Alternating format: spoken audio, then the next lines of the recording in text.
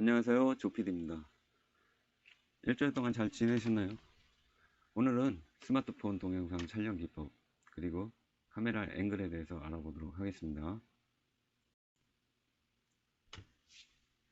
먼저 동영상 촬영 기법 8가지를 알아보고 마지막에 카메라 앵글에 대해서 알아보는 시간 갖도록 하겠습니다. 동영상 촬영 기법 크게 8개 정리해 보았는데요. 먼저 고정 촬영, 패닝, 틸팅, 줌인, 달리, 트럭, 크레인샷, 붐샷 이렇게 8가지 알아보도록 하겠습니다. 먼저 고정 촬영입니다. 픽스샷이라고 하는데요. 촬영하는 방법은 카메라를 삼각대에 고정하고 스마트폰을 거치하고 촬영하시면 됩니다. 촬영이 기본이 되기도 하고요. 요즘 유튜버들이 보편적으로 사용하는 방법이겠죠. 이 방법은 피사체가 가장 자연스러운 느낌을 보여줄 수 있고요. 저항감 없이 안심하고 오랜 시간 시청할 수 있는 효과를 얻을 수 있습니다. 두 번째입니다. 패닝 기법인데요. 여기 그림과 같이 이렇게 삼각대에 카메라를 고정하시고 360도 회전하며 촬영하는 방법입니다. 어떻게 촬영하는지 알아보도록 하겠습니다. 첫 번째입니다. 카메라를 오른쪽에서 왼쪽 혹은 왼쪽에서 오른쪽으로 서서히 움직이면서 촬영하는 것을 패닝이라고 합니다. 패닝에는 수평 패닝, 경사 패닝, 복합 패닝 등이 있으나 패닝을 왕복하는 패닝 그리고 패닝 중에 위아래로 움직이는 것은 우리들이 피해야 할 주의사항입니다. 패닝은 피사체의 각 부분을 연관시켜 설명이 되도록 직진성을 가지고 천천히 촬영하고 흥미로운 것에 끝을 맺어야 합니다. 펜이 시작되는 점과 끝나는 점에서 반드시 3초에서 5초 정도 정지 상태로 촬영을 합니다. 패닝을 할 때 본인이 보는 느낌과 같이 빠른 속도로 촬영을 하게 되는 것에 주의를 해야 합니다.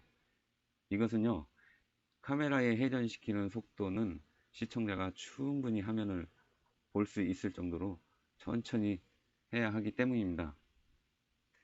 대체로 90도 정도 패닝을 할 경우 15초 정도, 그리고 180도 정도 패닝을 할 경우 30도 정도가 표준이라고 생각이 됩니다. 패닝을 할 경우에는 삼각대를 이용하는 것이 가장 좋은데요.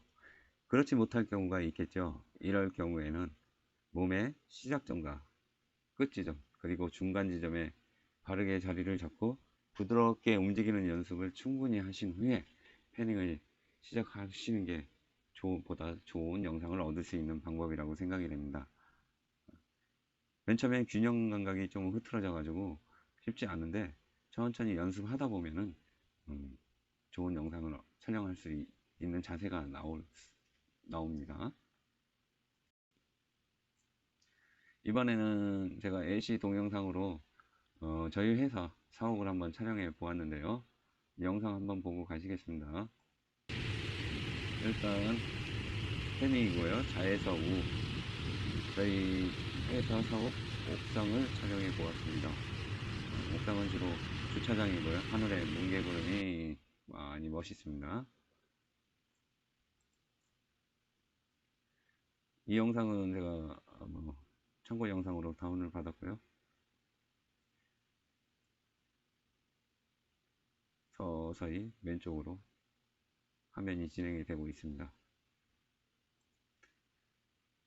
이 영상도 마찬가지고요. 이런 효과를 노릴 수 있는 게 패닝이라고 패닝 기법 기억해 두시고요. 그러면 패닝 기법은 어느 때 사용하나 알아보도록 하겠습니다. 피사체가 넓거나 길어 카메라의 한 앵글에 모두 들어오지 못할 경우 넓은 시야를 연속적으로 보여주기 위해서 패닝을 사용합니다. 두 번째, 주의 상황이나 주제의 위치 관계 등을 설명하기 위해 피사체의 움직임을 따라갈 때 사용하고요. 패닝을 사용하면 그 인물이 어디를 걷고 있는가를 설명할 수가 있겠죠. 좋은 예로 어린이가 걷고 있는 왼쪽 화면에서 오른쪽으로 패닝하여 아빠의 환한 모습을 촬영한다면 아빠와 자녀와의 관계를 잘 나타낼 수가 있겠죠. 이럴 때 사용하시면 돼요. 다음은 틸팅인데요. 틸팅 촬영 방법에 대해서 알아보도록 하겠습니다. 틸팅은 카메라는 고정시키고 아래에서 위로 촬영하는 것 또는 위에서 밑으로, 이 진행 방향이 수평이 아니라 수직인 것이 패닝하고 다른 기법이죠. 즉 카메라를 위에서 아래로 촬영하는 것을, 이렇게 위에서 아래로 촬영하는 것을 틸드 다운이라고 하고요. 아래에서 위로 촬영하는 것을 틸드 업이라고 합니다. 이렇게 틸드 업, 틸드 다운, 이렇게 기억해 두시고요. 구도와 안정감에 유의하며 흔들리지 않는 자세와 시작부터 끝까지 촬영 시간은 6초에서 8초면 충분하다고 생각이 됩니다. 주의 사항은요, 시작과 끝 지점의 구도를 생각하고 촬영할 때에는 피사체가 카메라 프레임 안에서 위와 아래 그리고 좌측 우측으로 기울이지 않도록 하는 것이 매우 중요하다고 할 수 있겠습니다. 삼각대를 사용할 때에는 받침을 잘 조절하여서 처음과 끝 매짐에 덜컹거리지 않도록 하시고요. 손으로만 움직이지 말고 몸이 함께 움직이는 습관을 갖도록 하는 게 중요합니다. 카메라 스위치를 온 한 다음 패닝과 마찬가지로 3초에서 5초 정도 정지 촬영을 하신 뒤에 틸팅으로 들어가시는 것이 좋습니다. 끝매짐 역시 똑같이 정지 화면을 3초에서 5초로 촬영한 뒤 셔터 스위치를 오프하시면 무리가 없겠습니다. 때로는 틸트 다운에서 패딩을 할 경우가 있는데요. 이럴 때는 틸트 다운이 끝난 뒤에 반드시 정지한 다음에 패딩으로 넘어가도록 해야겠습니다.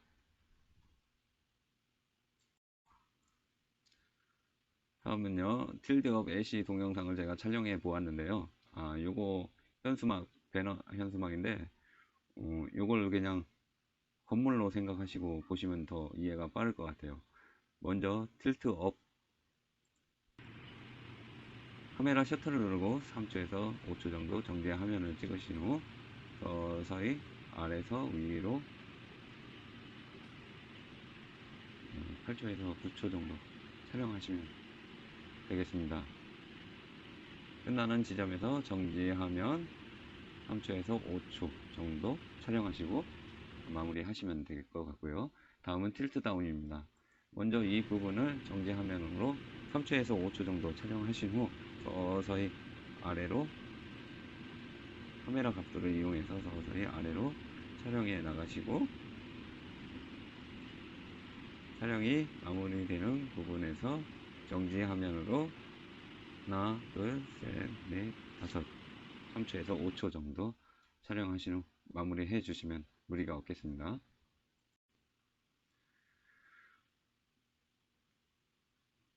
틸팅을 사용하는 목적에 대해서 알아보도록 할게요. 높은 탑이나 고층 빌딩 또는 폭포 등의 높이를 강조하고자 할 때 틸트 업을 사용합니다. 그리고 빌딩의 입구, 빌딩 이름, 회사 이름 등을 설명하고자 할 때 틸트 다운이 사용이 되고요. 움직이는 피사체를 따라가며 촬영할 때나 피사체를 한 프레임 안에 표현을 못할 때 사용을 합니다. 다음은요, 줌인 기법에 대해서 알아보도록 하겠습니다. 촬영하는 방법입니다. 촬영 하각을 광각에서 망원으로 하는 것을 줌인이라고 하고요. 망원에서 반대로 감각으로 하는 것을 줌아웃이라고 합니다.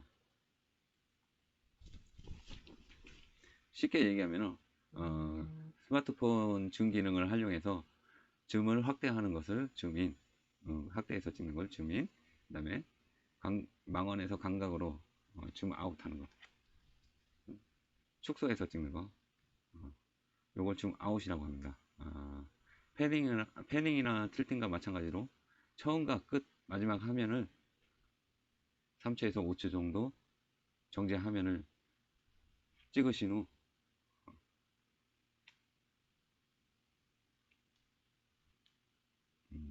촬영하시는 것이 좋습니다.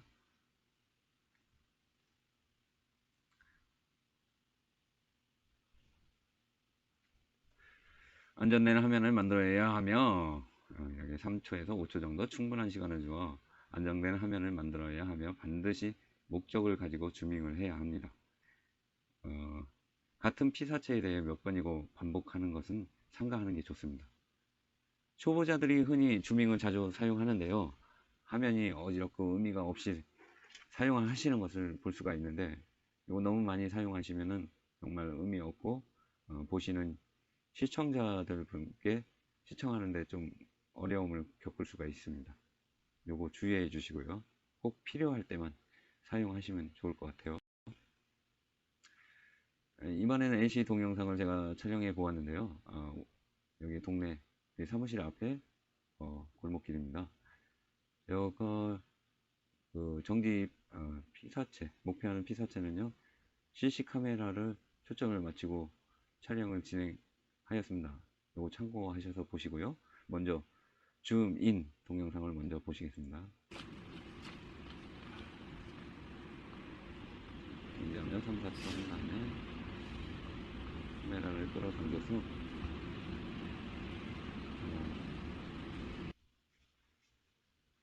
삼각대를 이용하지 않다 보니까 화면이 많이 흔들렸네요.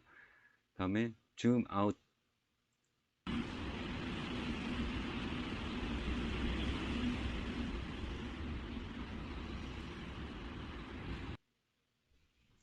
이렇게 사용하시면 될 것 같고요.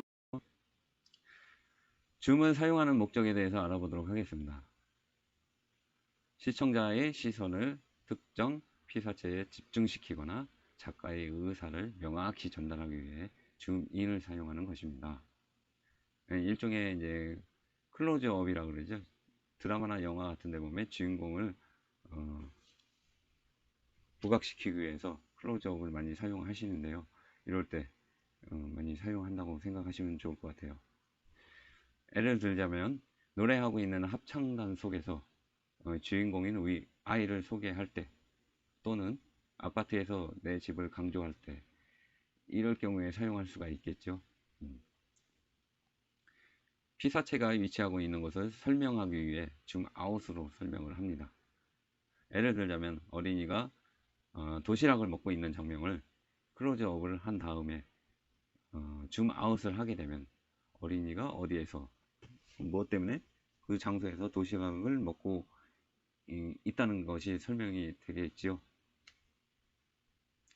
이럴 때 사용하시면 좋을 것 같아요. 다음은요, 달리 기법인데요. 달리는 여기 보이는 그림처럼 이런 바퀴가 달린 기구라고 생각하시면 돼요. 달리샷은 카메라가 전체를 이동차 위에 또는 이동용 촬영 도구나 바퀴가 달린 삼각대를 이용해 카메라 자체가 의도하는 대로 접근하거나 멀어져 가고 좌우로 이동하면서 촬영하는 기법으로 줌의 사용과는 느낌이 달라 호기심과 긴장감을 더해줍니다. 요거 중요한데요. 줌하고 혼돈될 수가 있는데 줌 같은 경우는 줌하고 달리 같은 경우는 그렇게 생각하시면 좋을 것 같아요.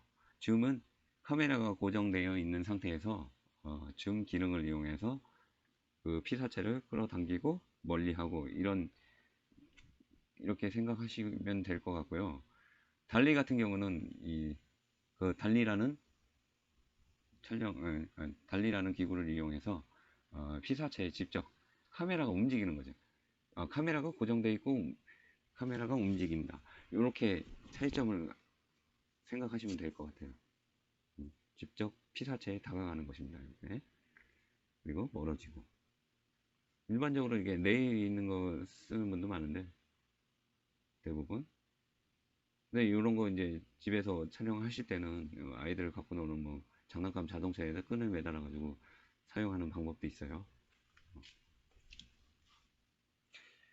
달리는 카메라가 전진에 들어가는 것을 달리인, 그러니까 줌인하고 같은 효과겠죠. 줌인. 그 다음에 후퇴하는 것을 달리아웃, 그러니까 줌으로 따지자면 줌아웃.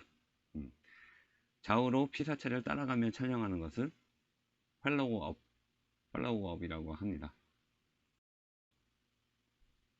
달리와 줌밍의 차이점 다시 한번 설명해 드릴게요. 줌밍은 피사체가 보는 사람 앞으로 끌어당겨지거나 멀리 떼어놓는 느낌을 주지만, 달리는 피사체가 보는 사람에게 접근해 오거나 떨어져 나가는 것처럼 보이는 것이죠.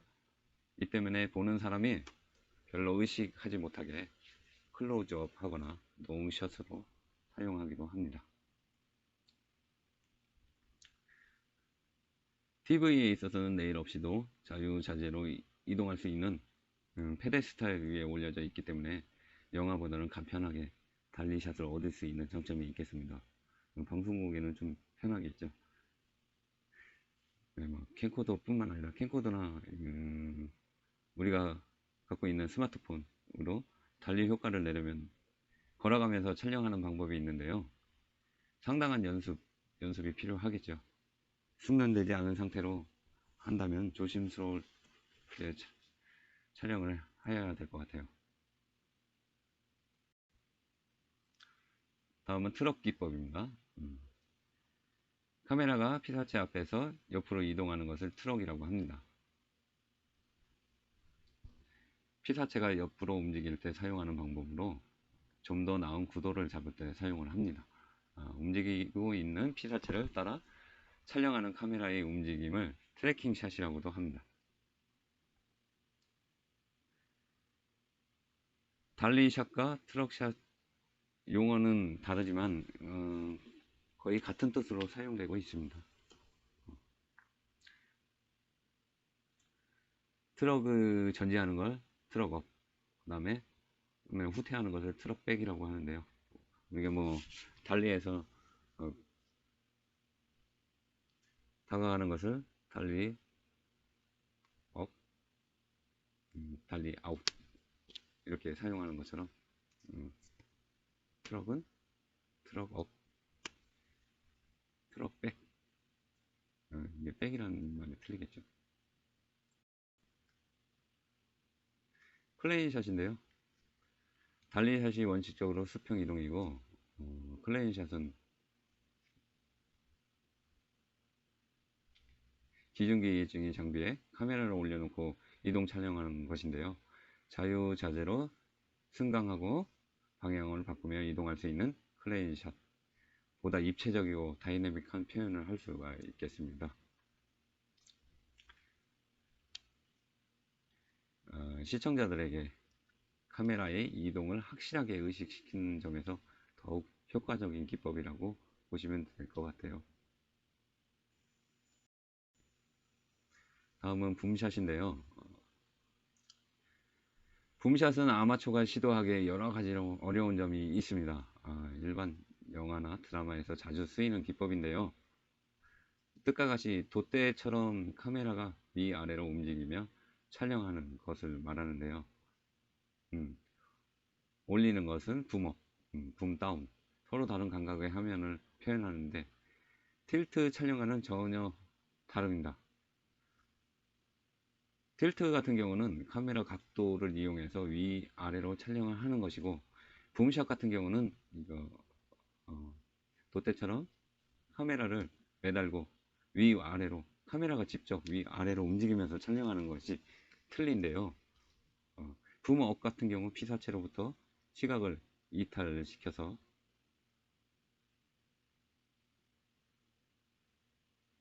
촬영하는 것이고, 붐다운 같은 경우는 피사체로 관심을 모으는 표현이라고 생각하시면 될 것 같아요. 뭐 예를 들어서 주인공을 잡았다가 카메라 앵글을 올려버리면은 이탈이 되겠죠. 다시 붐샷. 요거는 좀 뭐 우리가 사용하기에는 좀 그런데 사용할 수는 있어요. 근데 이 정도만 알고 계시면 되겠네요. 이번에는 카메라 앵글에 대해서 알아보도록 하겠는데요. 카메라 앵글의 종류입니다. 카메라 앵글에는 피사체를 향한 카메라의 각도를 말합니다. 크게 5가지로 알아보겠는데요. 버즈 아이 뷰 앵글, 그 다음에 하이 앵글, 아이 레벨 샷, 그 다음에 로우 앵글, 오블리큐 앵글 등이 있습니다. 먼저 버즈 아이 뷰 앵글에 대해서 알아보도록 하겠습니다. 그 영어 단어처럼 새의 눈과 같이 아주 높은 곳에서 본 것 같은 각도를 뜻하는데요. 새의 시선으로 바라본 앵글이라고 생각하시면 돼요. 자연의 모습이나 배경을 폭넓게 시청자들에게 보여줄 때 사용을 합니다. 뭐 실내에서는 이 버즈 아이 뷰 앵글 같은 경우는 높이와 상관없이 이런 효과를 얻을 수 있으면 버즈 아이 뷰 앵글이라고 하는데요. 이렇게 사진처럼 커피를 위에서 90도로 좀 높게 촬영한 거, 이것도 버드 아이 뷰 앵글이라고 알아두시면 좋겠습니다. 이런 거 같은 건 요즘에 이제 뭐 촬영하는 방법은 드론을 띄운다거나 헬기에서 내려다 본다든가 아니면 여기보다 월등하게 높은 빌딩 위에서 촬영하는 방법이 있겠죠. 버드 아이 뷰 앵글이라고 합니다. 네. 다음은 하이 앵글인데요. 하이 앵글은 쉽게 이제 버드 아이 뷰 앵글보다 낮은 각도라고 생각하시면 되겠고요. 위에서 아래로 피사체를 내려다보며 각도로 촬영하는 것을 하이 앵글이라고 합니다. 여러분들 많이 사용하시죠? 셀카봉으로 자기 모습을 촬영할 때 이렇게 45도 각도나 얼짱 각도로 찍는 부분, 이런 거 다 하이 앵글에 들어가고요. 어떤 효과를 얻을 수 있냐면 피사체의 나약함, 그리고 무력함, 소외감 등을 표현할 때 사용을 하고, 또 안정감이나 고독감 같은 느낌을 줍니다. 이렇게 뭐 사랑스러운 모습도 나타낼 수 있겠네요. 뭐 셀카봉 할 때 보면 얼짱 각도로 이쁘게 찍는 것이니까. 다음에는 아이레벨 샷이라고, 사실 아이레벨 샷인데요. 표준적으로 눈높이, 사람들의 눈높이 같이 촬영하는, 보편적으로 많이 사용하는 샷이라고 생각하시면 돼요. 이렇게 보는 사람의 시선, 눈높이에 맞춰 촬영하는 앵글 이렇게 보시고요. 다음은 로우 앵글입니다. 로우 앵글은 밑에서 위로 피사체를 올려다보는 각도로 촬영하는 것으로 피사체의 육중함이나 웅장함, 권위적인 모습, 이런 거 강조할 때 쓰이고요. 젊은이의 희망, 젊음, 원기왕성한 느낌을 표현할 때, 이 사진과 같이, 사진이 엄청 커 보이죠? 사람이. 그럴 때 사용하시면 될 것 같아요. 오늘은 여기까지 해야 될 것 같습니다. 오늘 집에서 긴 시간 시청하기가 힘드실 텐데요. 시간 나는 대로 틈틈이 들어오셔가지고 자기가 필요한 부분 채워가셨으면 좋겠네요. 오늘도 시청해 주셔서 감사드리고요. 저는 다음 주에 다시 찾아뵙도록 하겠습니다. 감사합니다. 지금까지 조피디였습니다. 주셨다.